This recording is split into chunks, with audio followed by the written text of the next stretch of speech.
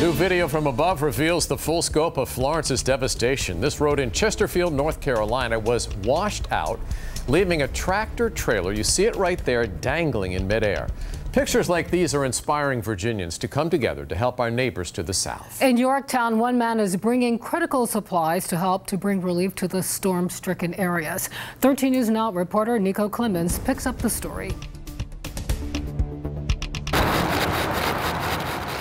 Lending a helping hand. I'm just doing what I would think anybody would do.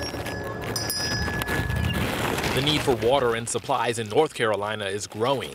After Florence slammed the Carolinas on Friday, recovery efforts are just beginning.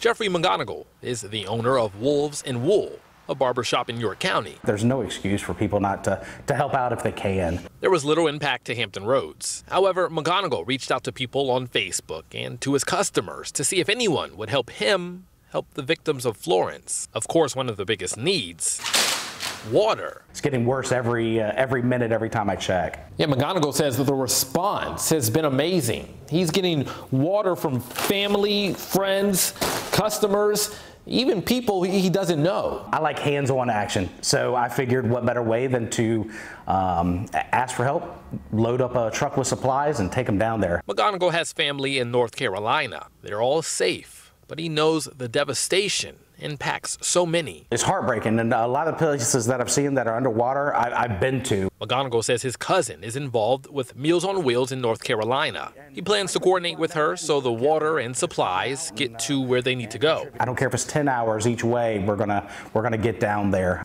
By any means necessary to help those in need. In York County, Nico Clemens, 13 News Now.